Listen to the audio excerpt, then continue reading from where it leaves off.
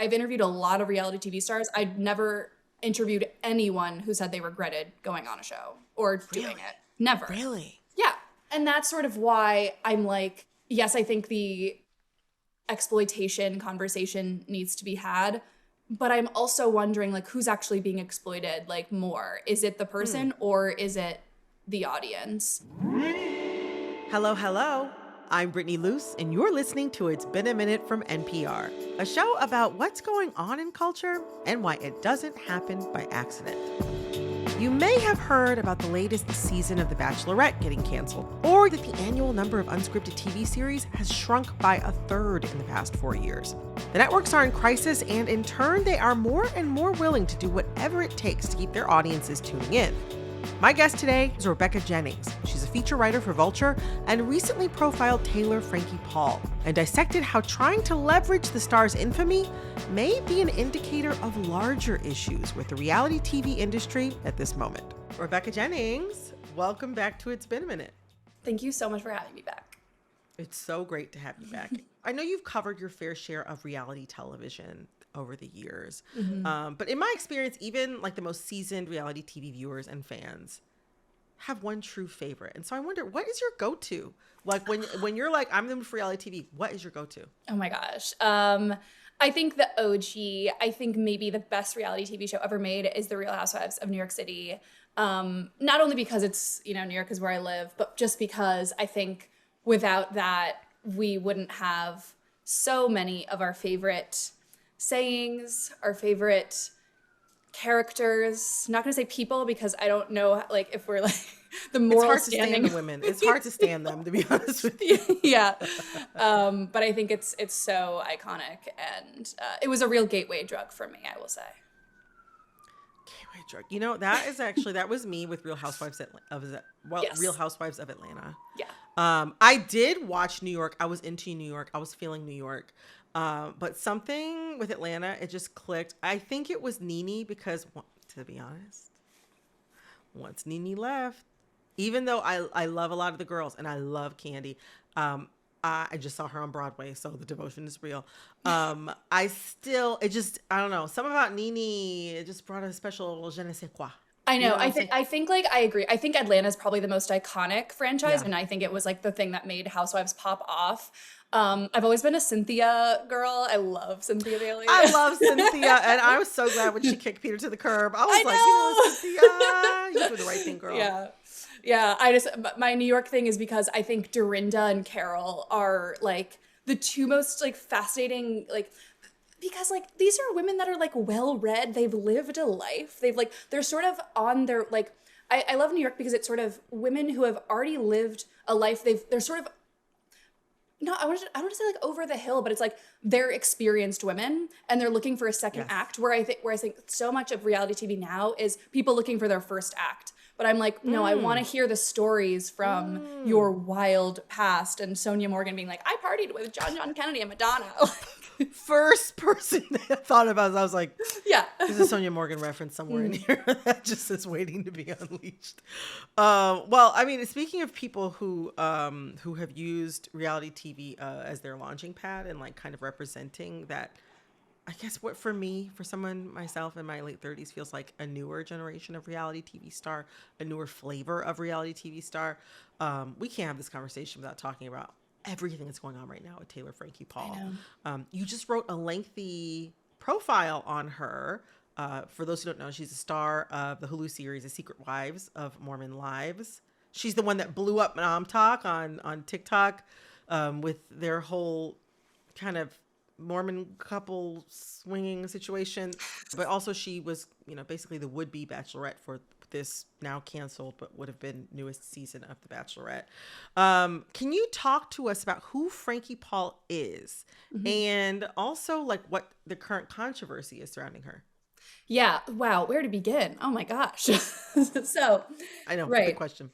So Taylor Frankie Paul was a TikToker who, she was big in Mormon circles. Not a ton of people knew her outside of those circles until May of 2022, she announces via TikTok live stream that she and her husband are divorcing because she had been swinging with a few other couples and things had gotten messy. Several of the couples involved were getting divorced at the same time. Friendships were broken. She, her life was sort of falling apart. This blew up. Obviously, people are fascinated by, this group of young, hot Mormon moms actually secretly swinging. About 6 or 7 months later, like a reality TV show starts filming. They film what would become the pilot of Mormon Wives. And at the very end of the pilot, which happened a couple weeks after they stopped filming the pilot, there is police body cam footage of Taylor Frankie Paul on a front porch in which she is being arrested for domestic violence. And with her on again, off again partner, Dakota, not the father of her previous, not her ex-husband, but her current sort of on again, off again boyfriend. And that is the pilot of Mormon Wives. That is the beginning of it all. And what you see in the next 4 seasons is sort of the fallout from that, the fallout of their relationship struggles. This, even more than the swinging scandal, which I think is interesting, has sort of driven the narrative of The Secret Lives of Mormon Wives and her sort of chaotic and unstable relationship with him, which obviously recently came to a head last week. Yeah.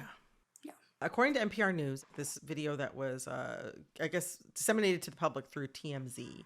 And according to NPR News, the video, which was filmed by Dakota Mortensen, the longtime on-again, off-again boyfriend that we were discussing of Taylor Frankie Paul, it appears to show Paul hitting, grabbing, and throwing 3 bar stools at Mortensen. A child can be heard crying on the couch nearby, and Mortensen says at one point, "Your daughter is sitting right there." But NPR has also not independently identified this video. Other news outlets have said the same thing, that they haven't been able to identify that this video is exact or verify the origin of this video. But according to NPR, TMZ says that this was used in legal proceedings and it matches a Utah Police Department's description of a February 2023 incident between Paul and Mortensen. So there's a lot going on here. Once this video was made public by TMZ on March 19th, I believe the Bachelorette season was canceled that same day. Within hours. Yep. It was very quick. Yeah. I mean, yeah, we're like whirlwind. I think when I dropped the news story in our team Slack channel, because we've been keeping tabs mostly on the show and how it's kind of affected the way people think about Mormon culture. I was like, grand opening, grand closing. Yeah. But it seemed like it was a big deal for ABC to choose Paul for this season, which we will get into in a second. But I mean, this was a huge moment. I mean, The Bachelorette is a huge franchise. Bachelor Nation, our legion. There are tons of people who watch these shows. There are a million podcasts about podcasts about podcasts. There sure are. About The Bachelor and Bachelorette. But yeah, I mean, this is a huge deal. And Disney Entertainment Television released a statement, saying that, that they were going to not move forward with the new season of The Bachelorette, which, some people have estimated may have cost them tens of millions of dollars in ad revenue, in production costs, and any sort of potential spinoff or potential promotional value. Both Paul and Mortensen have released their own statements, which we can share at the end of this episode. They both released statements, both of them acknowledging, I think, that there is some toxicity within their relationship, but each of them essentially accusing the other person of some sort of wrongdoing or kind of creating this toxic cycle within their relationship. I mean, there's a lot going on here. On April 5th, which was also Easter, Paul said in an Instagram post that the past 40 days felt like, quote, hell on earth for her.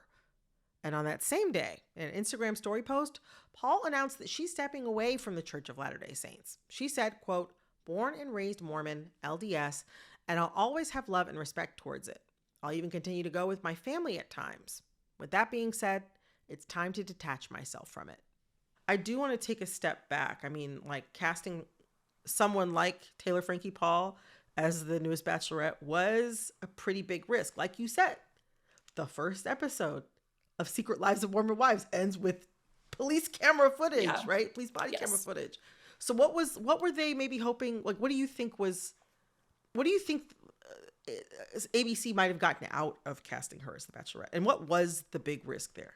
Yeah, I think, and that's funny because that's what my original profile of her was supposed to be about. Like, why did ABC choose Taylor Frankie Paul, this sort of like known unstable person who, you know, is very beloved for her sort of perceived authenticity. You know, she's fiery and people like that about her. And, you know, like I, you know, got to know her and I really enjoyed getting to know her. Yeah, so I think it's very obvious that like this is a show that has had, you know, a pretty strong ratings decline over the past few years.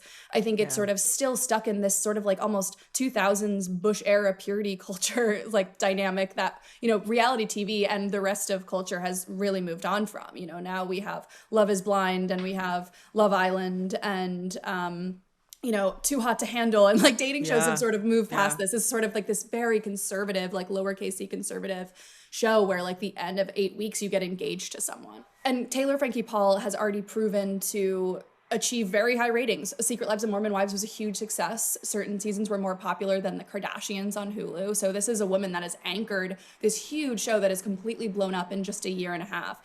And so for The Bachelorette, who, you know, needs ratings, needs drama, needs something that people are going to want to tune into, casting Taylor Frankie Paul is kind of a crazy choice because, you know, she is a woman who is divorced. She has 3 children by 2 different fathers. This is very contrary to the typical Bachelorette casting, which is like this relatable, every woman, like dental hygienist. I know it's a stereotype, but like daddy's girl, like, you know, like that kind of aesthetic. And Taylor Frankie Paul is so not that. She is someone who's like, let's throw her into the boxing ring and she'll come out victorious, even though she's like this big. And I think that must have been a consideration for The Bachelorette, where in the last at least 10 or more years for that show, it's like, okay, you guys are just on here to become influencers. Whereas you have Taylor Frankie Paul, she's already an influencer. She doesn't really need to be The Bachelorette. That's a really good point. I didn't even think about that. Like, she's not she's not somebody who is like seeking the spotlight. She already has it. Right.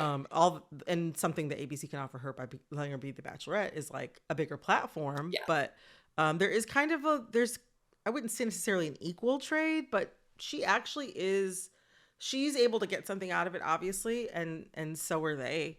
She gets prestige, which like the idea of like The Bachelor being this like very vaulted, but compared to other reality TV shows, it kind of is like the classy one. Exactly, and I think that's the trade that you're talking about. So it makes sense to me. Like, and you see on the most recent season of Mormon Wives, which dropped like 2 weeks ago, these women talk about The Bachelorette as though this is like the height of reality TV fame, and you know, in some ways it is. But I think The Bachelorette is getting probably so much, or was going to before they canceled it. I mean, one of the things the thing that has been kind of like bugging me out about all this, right, is that like Paul's domestic violence arrest and guilty plea have been public for years. And they were openly discussed on The Secret Lives of Mormon Wives. Like, a lot about this situation has been discussed openly on the show, which I should also mention is a Hulu property, which is under the sort of Disney ABC It was also umbrella. Synergy. I should have said that. Yes, it's Synergy. Yeah, there's I mean, like, because a couple of the girls from Secret Lives of Mormon Wives have also been on Dancing with the Stars. Yes. There's and they send them to Vanderpump Villa, which is also a Hulu show. Yeah. I think there was an opportunity to maximize synergy there, but also like there was I bring that up to say that like it's not like Secret Lives of Mormon Wives was like this, like, I don't know, it's not like she was a streamer, right? Yeah, this was all publicly known stuff that I imagine that like Hulu would have been aware of for their own sort of legal reasons, like playing police body cam footage. I imagine that, of course, there were conversations that were had somewhere in ABC or somewhere in Disney Television Entertainment about like Taylor Frankie Paul as somebody who they were going to put on TV, right? But like when this video from that February 2023 like altercation, when that was released, like you said, within hours the season was canceled, which many viewers took to be a pretty drastic step, even if they felt it was also very necessary. I wonder, what kind of message do you think ABC is sending by like platforming this person who it's plausible that they would have known that she already had a lot of controversy under her belt. I don't know. What do you think? What kind of message do you think it sends that they're like very quickly that they platformed her, and also very quickly deplatformed her? Yeah. I think that's an important part of this because even from the jump, many people were like, what is ABC thinking casting her? Like this, like Yeah. she, like the police report was already out there. The fact that a bar stool may or may not have hit her child was on the record. The fact that she Yeah. was throwing metal bar stools was on the record. Like this was public information. And I think like Hmm. there's definitely conversation about like potential like exploitation of someone who's like not in a stable place for, casting someone who more than likely could, more things could come out, or what did happen, which was, in late February, she had multiple other alleged altercations with Dakota that came out Hmm. a week before the video dropped. And so this was sort of like 2 weeks of drip, drip, drip of like filming halted for Mormon Live season 5, which they were also in Yeah. the middle of filming.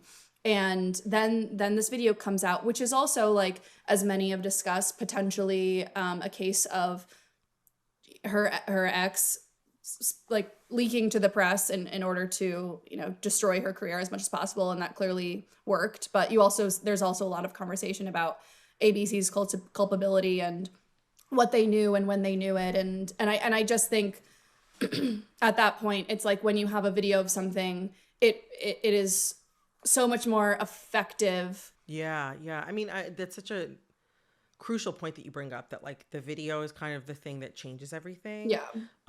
Because even though this information was public, and even though like I also want to note that ABC like kind of led the marketing for this season. They kind of led that with the idea that like Taylor Frankie Paul is like a spark plug and Yeah. that she's got attitude. Like I watched the season trailer, which came Yeah. out like a few days before the season was Mhm. canceled. But there's a point when they're like showing the season where this contestant says she's gentle and sweet unless you piss her off, and he's obviously Yeah. talking about Paul. And then right after that line, there's like kind of like a mini montage of all these moments of her like, kind of not violently or scarily, like, Mhm. but more sassily, like getting all the contestants in check and like Yeah. letting them know she's not taking any stuff. Like, I don't know. It's clear that like the marketing for the season clearly embraced this kind of like honest, like Yeah. tell it like it is, like, kind of like firebrand like Yes. aspect of Taylor Frankie Paul's personality. Mhm. It almost felt like from watching that, it would feel easy to assume, I think it's easy to assume that ABC was hoping to capitalize off of her public persona. In the marketing, it's like the whole like the tagline for the whole season is like, I don't fit the mold. Like that's in advertisements I've seen all over the city. And it's like, yeah, you don't. And No. like, but at what point is that, a liability? And obviously we've reached that point. We've reached that point. I Yeah. wonder, what do you think it says about what ABC might be, or Disney, entertainment television might be assuming about us as viewers, Mm. that they like, or assuming about us as viewers and what we do or don't want to see. Yeah, I think it's like, I hate to like, speak for ABC, but I do think it's hard when you have, there is a segment of the population that's like, I want my reality TV stars to be messy, like, bring back Yeah. like Yeah. not PR trained reality TV stars. And like I have some like sort of empathy for that, but we just simply don't live in the same world that we did in 2005. We do not. Yeah, and so I think with something like this, especially like multiple people knew that video existed or that it could come out at some point, like, Mm-hmm. and anyone who's seen it can't imagine something like The Bachelorette continuing. Like, but at the same time, there is the consideration of why it was leaked, when it was leaked, by who it was leaked, how it was filmed. Like, Dakota is also getting, some heat online for the fact that Yeah. like he was more concerned with filming the actual altercation than maybe like some are saying like protecting her daughter. I think we're still figuring out where the line is between like what is fun messy and what is dark messy and how dark is too dark. And I know a lot of shows, like The Valley is one example of a Mm. Bravo show that just got too dark, and like Jax Taylor was kicked off the cast because there was also like some violence, some throwing, Mm-hmm. and viewers don't want to see that anymore.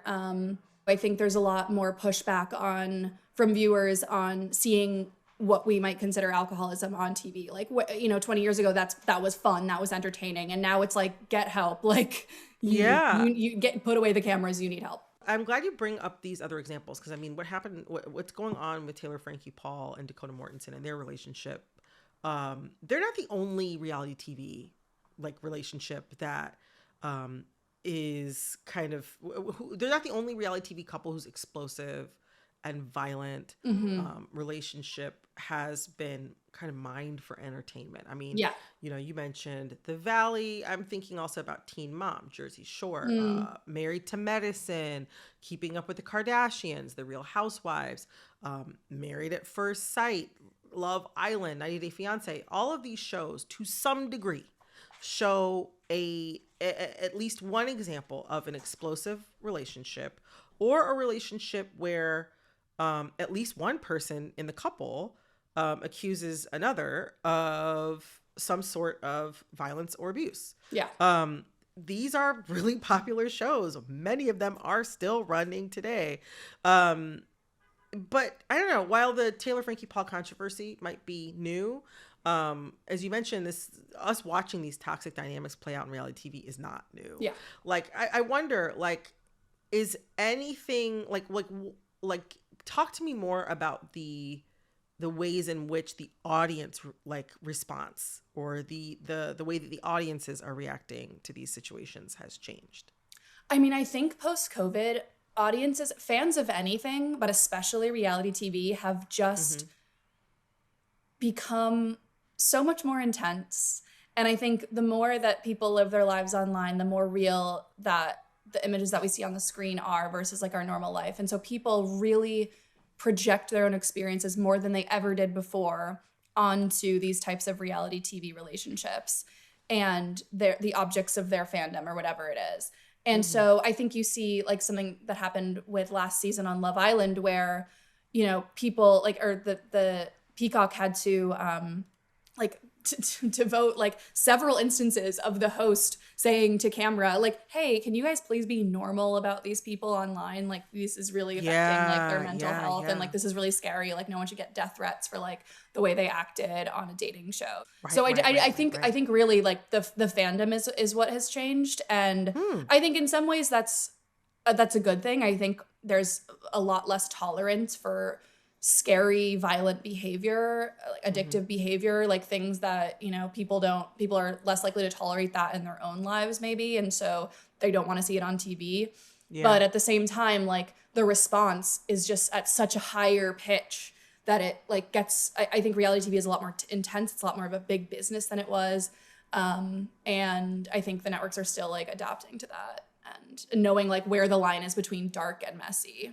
And I wonder, like, what does it say about reality TV producers and production companies that they find this kind of drama so desirable to produce, like, regardless of ethics? And what does it say about us that we keep watching? Because I mean, I'll tell you something. Like, when you just said that you saw the premiere, I'm like, do they have bootlegs? Like, I'm curious. Like, I'm curious. I'm the cat. I'm the problem. Oh yeah. But I know that if that leaked somewhere online, tons of people would watch it. Press play. We still want to watch. What does that say about us? And what does it say about these production companies? I mean, I think it's the reality TV is a lowest common denominator art form, which I like I participated in. I cover it in some ways. I sort of like lift this. I'm part of this industry in that sort of weird way, and I think that the most base part of ourselves really just wants to know that your life can be really hard. There's someone's life who is messier and harder, and you know what? And they exchange that for money, and like they're making money off of that. And in some ways, it's a fair trade. I think. I've interviewed a lot of reality TV stars. I've never interviewed anyone who said they regretted going on a show or doing Really? it. Never. Really? Yeah.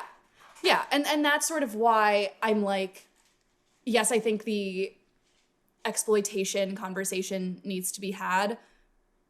But I'm also wondering, like, who's actually being exploited, like, more? Is it the person or is it the audience? What do you mean when you say the audience is being exploited? Like, talk to me what you mean. I mean, Talk I about think what that you I mean. think the audience is being exploited in the same way that algorithmic media is exploiting audiences, like the same way that tech companies exploit audiences. They give us the most base level slop, and we've struggled to keep our eyes away. And this is just sort of a thing that everyone needs to think about now, because you can spend your entire life watching slop, and whether that's TikTok or reality TV. Two things I love, by the way. But Yeah. like, Same. yeah. But, you know, But I also have been thinking about like what I have gotten out of it, like what I've gotten out sometimes of watching. And I'm not saying this is a great thing. I'm just saying what is, right? Like in my experience, watching sometimes these toxic relationships play out on reality television actually did clue me into red flags to avoid. 100%. I am wondering kind of like if these shows in some ways and watching these things play out, like if they kind of are maybe fulfilling some sort of big educational hole that should definitely be filled with something else that's much healthier and much more intentional. But I do wonder, like if there's another way of thinking about, just trying to think about this from a lot of different angles, if there's another way of thinking about the kind of really toxic stuff that we've seen play out in reality TV that I'm not saying it's ethical. I'm not saying it was ethically made or that I'm an ethical person for watching it, but I do wonder, like, I don't know, like what if there's a need in society that's not being met by that's causing people to kind of engage with these in a certain way. Yeah, no, this is something that I could literally talk about forever. I think people like, I think because reality TV forces people to have conversations that they otherwise would sort of just like, hey, my friend over there is having conflict, not really my business to talk about it. On a reality TV show, you're not allowed to do that. You're like, you like producers are like, you need to have this conversation so we can like wrap this up. You need to confront this person if they did something to you. And I think as a personally like very conflict averse person, it has made me more like comfortable with the idea of like, sometimes things should be talked about. And sometimes when you have a concern about someone else's relationship or something, or if it's like if you're getting red flags or like whatever, you can bring that to them. And then but then also like you're not the only one that's thinking that. Like I think that like with reality TV, you see, especially on ensemble cast, if you see like their friends confronting someone about like their horrible relationship, that's sort of like, oh, we as the viewer already felt that too. I'm glad that person is saying something to you. There's like a catharsis there. Yes, exactly.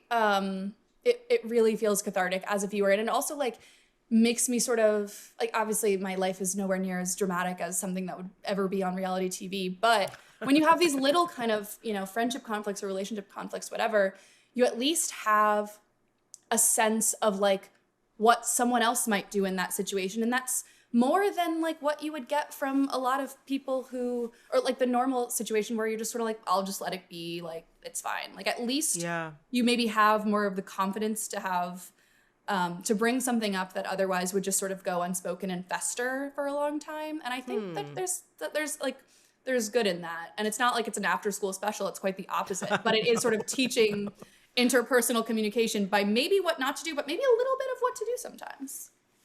Yeah. I mean, it's like you said, like the constant drama, like that, like reality TV feeds on it does require a lot of confrontation. And I would say maybe 95% of the time that confrontation's a bad idea. Yeah. But for that, maybe 5 or 10% of the time, sometimes there can be something in there that is really unique or uniquely honest, and that speaks to people in a way that feels authentic, or can be helpful in a way that feels authentic. I have one last question. I wonder, like, this is just one example of sort of how like a production company or a reality television show has handled these sorts of allegations, or handled these sorts of, or even possible evidence, right, of abuse and violence in a romantic relationship. But I wonder, how should reality TV shows handle allegations like this, or handle even possible evidence like this, video footage that indicates that there's a certain dynamic or cycle of violence in a relationship? And what do we really want? What do we really want from reality TV when it comes to how they engage this stuff? I mean, I think it was obviously a failure on the part of ABC to not like truly investigate this altercation that happened 3 years ago. Like, I think it's easy for production to say like, oh, it's like she pled guilty, she served her time on probation, like it's over, it's out of our hands. People have seen this video, and then there was even reports of 2 weeks ago the cast of Mormon Wives refused to film with Taylor because they were like, we've seen stuff and we know things that make us uncomfortable being around her. I think we see this in Love is Blind. You see so many people realizing that these men that they've cast follow horrible misogynist influencers. Like, what do you think we're going to get? Like, that to me feels exploitative for these women that are just like, you are not vetting these people at all. The fact that someone follows Andrew Tate should automatically disqualify you from being on like a serious Netflix reality like dating show. That to me is like baseline, or at least having or bringing it up to them and then like talking about it, like, hey, do you know who this guy is? Do you believe in any of his stuff? Like that is like been minimum. Like, I mean, for those who don't know, Andrew Tate is sorry. somebody. Yeah, for those who don't know, Andrew Tate is a kind of manosphere influencer, but he's not just somebody who's like talking a certain talk. He has had like warrants out for his arrest and also later been arrested, I think, along with one of his family members, I think a brother, for like, real sexual criminal activity, like sex trafficking, if I'm not mistaken. Yeah. And a lot of what he espouses in his influencing amounts to a pattern that sounds very similar to sex trafficking. So to your point, this isn't just somebody talking about, eating raw meat maybe and doing a lot of bench pressing. Like there's a pretty seriously questionable line of thought here that, to your point, if a company is going to be responsible for hooking a guy like this up with a woman to date and potentially do more, then that does call into question, like, does this person also share questionable beliefs that might put a woman into danger? These are real questions. There's a lot of responsibility there. It sounds like that these companies need to take.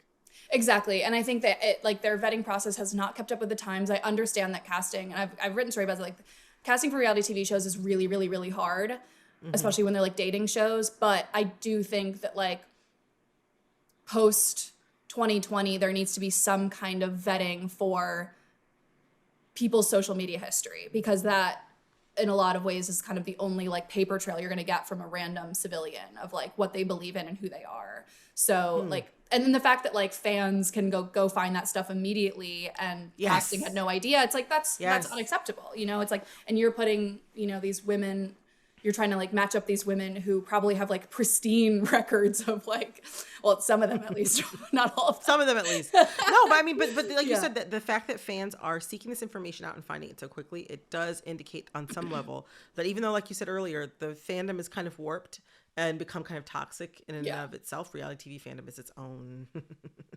Ouroboros of mess. Yes. Which is definitely, I'll say, one thing that has me feel like this shred of optimism I have right now after this conversation is that, at least on some level, a decent amount of viewers seem like they want things to be more ethical. So hopefully we'll see maybe some type of change in the reality TV industry. Maybe. I think that we can have messy without dark. And I think sometimes when things get dark, that can also be like a great moment for reality TV, but like the right kind of dark. The right kind of dark. Well, Rebecca, thank you so much for joining us. I'm so glad we got to talk about this. This is like you've answered all my burning questions. So thank you so much. Glad to discuss always. Thank you so much. Here is a statement from a representative for Taylor Frankie Paul, and this was obtained by People magazine. It says, Taylor is very grateful for ABC's support as she prioritizes her family's safety and security. After years of silently suffering extensive mental and physical abuse, as well as threats of retaliation, Taylor is finally gaining the strength to face her accuser and taking steps to ensure that she and her children are protected from any further harm. There are too many women who are suffering in silence as they survive aggressive, jealous ex-partners who refuse to let them move on with their lives. Taylor has remained silent out of fear of further abuse, retaliation, and public shaming. She is currently exploring all of her options, seeking support, and preparing to own and share her story. Right, so here is Dakota Mortensen's statement on this entire matter, shared with People magazine. He says, as anyone who has seen the video will understand, this is a deeply upsetting situation. I am unfortunately used to these baseless claims about me and our relationship, which I categorically deny. I am focusing on our son and his safety and hope that Taylor will do the same.